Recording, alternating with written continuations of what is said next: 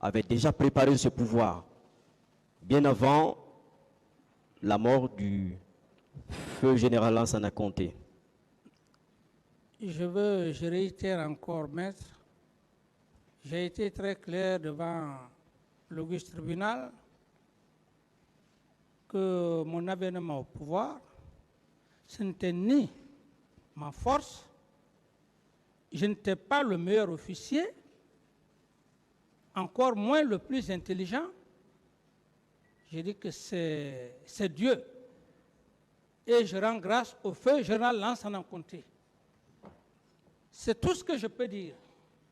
À part ça, je ne peux pas expliquer autre chose liée à la prise du pouvoir. D'accord. Pourquoi est-ce que vous rendez grâce au feu général Lansana Conté? Est-ce qu'on peut savoir? Oui, c'est ce que je vous dis, maître. J'ai dit, cet homme était un homme extrêmement intelligent. C'est lui qui vous a préparé à prendre le pouvoir? S'il vous plaît, laissez-moi aller au bout de mes idées. Ok, allez-y. Un homme extrêmement intelligent, une intelligence hors norme. Si cet homme, Dieu a fait que cet homme m'a gardé dans son cœur, je ne peux que remercier le bon Dieu. Comment est-ce qu'il... Sinon, vous vous imaginez quelqu'un qui vient de la forêt profonde, il y a tant d'officiers, des meilleurs officiers, des officiers intelligents, mais que cet homme ait eu ce sentiment naturel, divin, je puisse le dire. Est-ce que moi, je suis à mesure d'expliquer ça? Je ne peux que dire que c'est par la grâce de Dieu. Dieu a mis mon sentiment dans le cœur du feu général Lansana Conté, paix à son âme, que je ne cesserai jamais de le dire. Pourtant, à la prise du pouvoir, en 2008, il semblerait que il n'y avait pas de consensus au départ. Oui, mais moi je vous ai dit que je ne veux pas rentrer dans les détails. D'accord. Est-ce qu'on peut déduire que le capitaine Moussa Dadis Camara a consenti d'énormes sacrifices pour arriver au pouvoir? C'est Dieu. C'est Dieu. Moi, je suis croyant, c'est Dieu. D'accord. Machiavel, que vous inspire-t-il?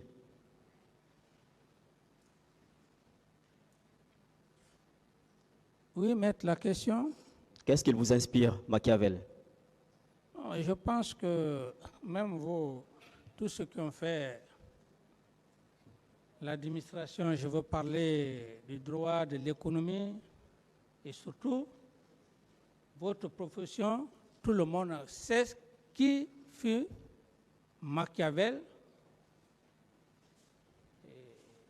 Donc, je n'ai pas besoin tellement de rentrer dans les détails parce que nous ne sommes pas dans un amphithéâtre où il faut donner des cours à des talentueux intellectuels qui sont devant moi, qui connaissent qui était. Non, ce ne sont pas des cours que vous dispensez. Ce n'est nullement cela. C'est votre avis. C'est tout simplement parce que vous aviez l'habitude de citer Machiavel. Et même ici, vous aviez eu à citer Machiavel à plusieurs reprises. Oui. Donc on voudrait juste savoir pourquoi cela. Oui, mais maître, c'est la lecture. C'est la lecture. Quand vous dites, quand le capitaine Moussa Dadis dit, c'est machiavélique, souvent qu'est-ce qu'il veut dire? Mais maître, dans Machiavel, il y a ce qu'on appelle, il faut diviser pour régner. Je ne vais pas rentrer dans tous les détails. Il faut diviser pour régner. Il faut, ministre, s'il vous plaît, laissez-moi aller au bout de mes idées. Oui. Il faut diviser pour régner. Ensuite, Machiavel, beaucoup se sont servis de Nicolas Machiavel.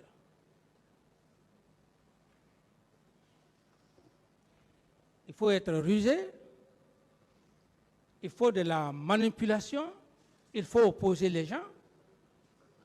Il y a plein d'exemples. plein d'exemples où, d'ailleurs, Nicolas Machiavel dit, et c'est ce qui est d'ailleurs même très dangereux, c'est ce qui est d'ailleurs très dangereux pour ceux-là qui veulent passer par le système, sinon que dire pour arriver à ces objectifs, vaille que vaille, il faut procéder à tous les moyens. Bien. Il faut procéder par tous les moyens. Par tous les moyens. Pour parvenir à son objectif ou à ses objectifs. Ça, ce n'est qu'un petit résumé. Je comprends. Voilà. Très bien. Alors, l'opposition a un pouvoir. Quelle est votre appréhension de ceci? L'opposition a un pouvoir. L'opposition a un pouvoir. C'est dans mon PB ou bien c'est une question? Non, c'est une question. Ouais, l'opposition, ça c'est la Constitution qui stipule ça. Oui, effectivement, la Constitution la consacre. Nous sommes entièrement d'accord là-dessus. Oui. Mais vous, président, capitaine Moussa Dadis Camara, l'opposition pour vous, c'est quoi? Maître, je ne saurais vraiment répondre à cette question. D'accord, c'est compris. Alors, votre voyage sur la baie, le 26 septembre 2009, c'était dans quel cadre? Oui, j'ai été très clair devant le tribunal. J'ai dit et je réitère que ce n'était pas dans mon programme pour aller à la baie, mais puisque les sages de Fouta sont venus me voir pour me dire d'aller leur rendre visite pour l'esprit d'unification, je l'ai accepté. C'était pour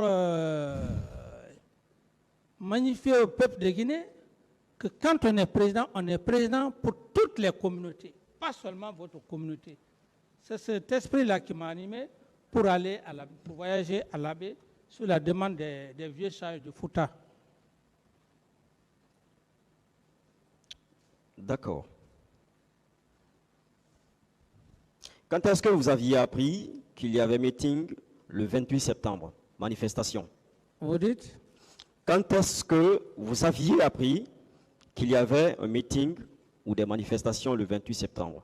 Mais maître, j'en ai déjà suffisamment parlé les semaines passées. Oui, est-ce que vous voudrez bien nous rafraîchir la mémoire? Non, c'est important. Non, maître. Le peuple compte sur vous, Monsieur le Président. Avec tout le respect que j'ai pour vous, maître, j'en ai suffisamment parlé. Est-ce que c'était avant votre départ de l'abbé que vous aviez appris qu'il y avait manifestation? J'insiste, j'en ai déjà suffisamment parlé, maître. Ou bien c'est sur le chemin de votre retour de l'abbé que vous l'aviez appris? J'en ai suffisamment parlé, maître. D'accord.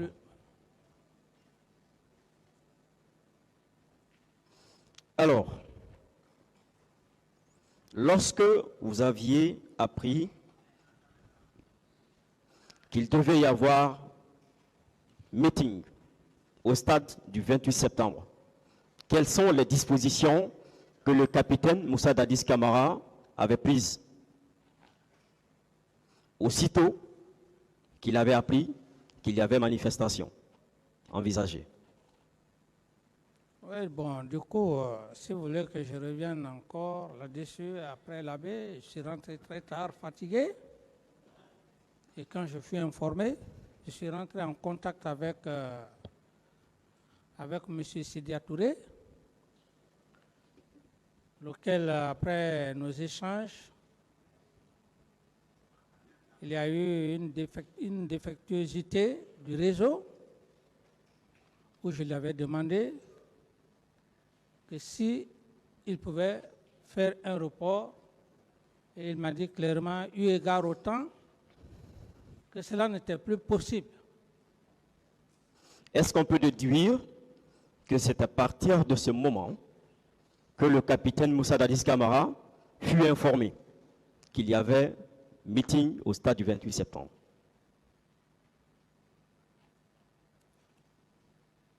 Maître, puisque vous êtes un peu curieux, avant d'aller à l'abbé, j'ai fait passer un communiqué par le biais du ministre de l'administration du territoire. Très bien. Et le ministre de la fonction publique. Bien. Quelles sont les instructions que vous aviez données au ministre Frédéric? Parce que effectivement, c'est là où j'en venais. Au ministre Frédéric, de l'administration du territoire. Non, les instructions, si vous voulez bien, bon, il y a encore le communiqué qui fait foi. C'était une journée, le 28 septembre était une journée de recueillement et qu'il ne devrait pas y avoir de travail, ainsi de suite. C'était tout? Oui, journée de recueillement. Il n'y avait pas de mise en garde? Qu'il n'y avait pas de mise en garde? Mise en garde contre toute personne qui tenterait de saboter ce jour? Là, je ne sais plus exactement le contenu de... D'accord. Donc, je vous rappelle le contenu. Notamment la déclaration, effectivement, du ministre Frédéric Collier, ministre du Matap de l'époque. Ceci est à la première... Non, plutôt à la deuxième page.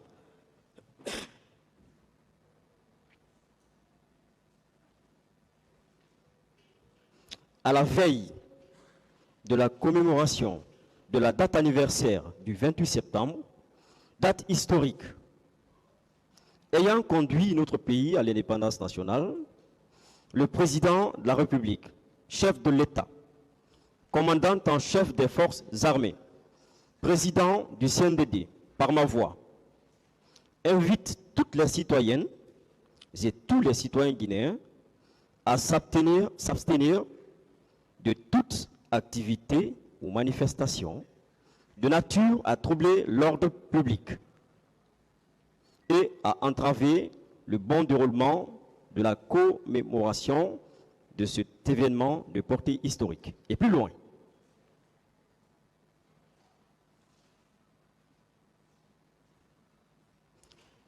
à la dernière page, il dit ceci.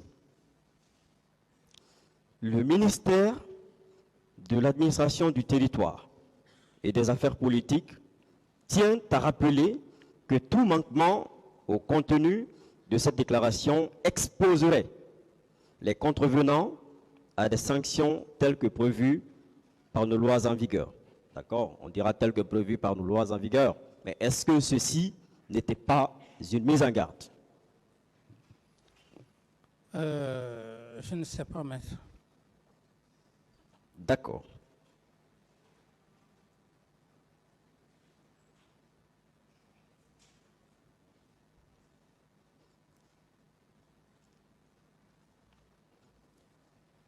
Est-ce que vous confirmez avoir appelé M. Sidia Touré? Oui.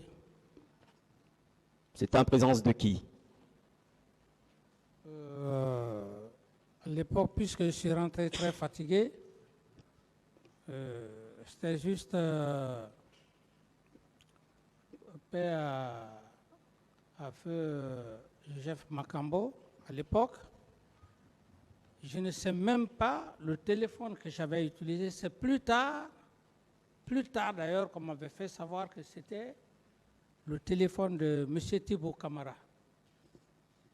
Alors, donc il y avait d'autres personnes, il y avait assez de monde autour de vous. Non, j'étais dans ma chambre. Oui, mais dans votre chambre, Oui. vous saviez quand même que s'il n'y avait pas cette personne, mais c'est systématique, vous pouvez reconnaître le peu de personnes qui étaient autour de vous. Non, j'étais dans ma chambre, je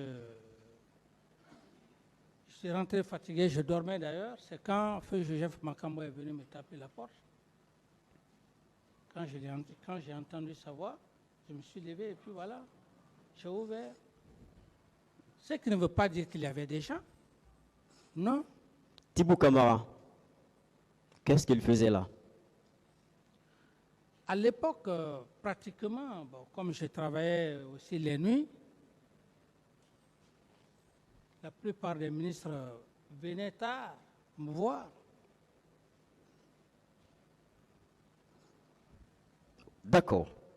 Mais est-ce que vous vous souvenez que vous aviez dit que ce jour, vous étiez tellement fatigué que vous n'aviez reçu personne? Oui.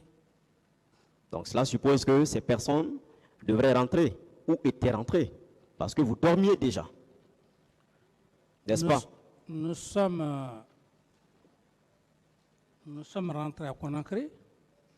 Je n'ai même pas eu le temps de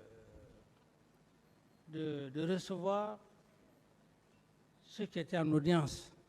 Je suis allé directement au lit. Puisque vous n'aviez pas eu le temps de les recevoir, est-ce que vous leur aviez laissé un mot? Par exemple, rentrez, revenez demain. Nous sommes rentrés fatigués. Tout le monde est parti. Tous les ministres sont partis chez eux. Tous les ministres sont partis chez eux. Mais qu'est-ce que le ministre Tibou cherchait là en ce moment? Bon, là, Est-ce que c'est là qu'il dort? j'ai dit bien. Oui. À l'époque, les ministres venaient tard la nuit me voir. Ça, c'est compris, oui. Voilà, ça, c'est compris. Oui, allez-y. Voilà, s'il est resté, c'est comme d'habitude. C'est comme d'habitude. Et ce n'était pas la première fois. Donc, il reste, il veille sur vous. Vous dites? Il reste, il veille sur vous. Parce qu'il se faisait tard quand même. Et vous aviez dit que tous les ministres étaient rentrés chez eux. Non, veillez sur moi dans quel sens? Non. Puisque vous dormiez. C'est ce que vous aviez dit. C'est ce que je vous dis. J'ai dit que quand on m'a réveillé, c'est en ce moment, effectivement, c'est plus tard d'ailleurs, parce que même dans mon PV, je n'ai pas mentionné, c'est plus tard, quand il y a eu, quand la presse en parlait, et lui-même il a fait un témoignage aussi. D'accord, c'est compris. Oui. Feu Makambo, est-ce qu'il faisait partie du salon? C'était mon officier d'opération paix à son âme. Est-ce que ça suppose que tout le temps il était avec vous? J'ai dit... De nuit comme de jour. Maître, comprenez-moi ce que je veux vous dire. Un officier d'opération, c'est un homme de confiance. C'est la raison d'ailleurs qu'il a perdu sa vie pour ma cause. Je ne voudrais pas vraiment revenir sur ça. Mais non, je comprends. Voilà. Je voudrais savoir, est-ce que, en sa qualité de chargé des opérations, parce qu'étant homme de confiance, je suis tout à fait d'accord, mais est-ce que ça voudrait dire que tous les jours, il était avec vous? Et je n'ai pas de réponse à cette question, maître. Toute la nuit, est-ce qu'il était avec vous? Je dis, maître, je n'ai pas de réponse à cette question. Le capitaine, plutôt, le colonel Tchiboro, il a soutenu que c'est dans sa présence que vous aviez appelé Sidia. Oh, c'est pour vous dire que j'étais tellement fatigué, je ne me suis même pas rappelé. Même le cas de Tibou. Si le colonel Tiboro a eu à le dire, ça peut être vrai. S'il l'a dit. D'accord, ça peut être vrai. Je dis il l'a dit. Si. Non, il l'a dit. C'est dans ses PV, c'est dans son PV d'interrogatoire. Ça, je vous rassure déjà. D'accord. Bien. Est-ce que ça ne voudrait pas dire qu'effectivement le capitaine Moussa Dadis Camara a appelé des gens cette nuit d'urgence? Que le capitaine a fait quoi? A appelé des gens. Non, maître. Des hommes de confiance d'urgence cette nuit. Non, s'il vous plaît, je n'ai pas appelé des gens. Je venais de l'Abbé, je suis rentré à Conakry. Immédiatement, tous les ministres, la plupart sont partis, ils sont tous allés chez eux. Non, je ne discute pas cela.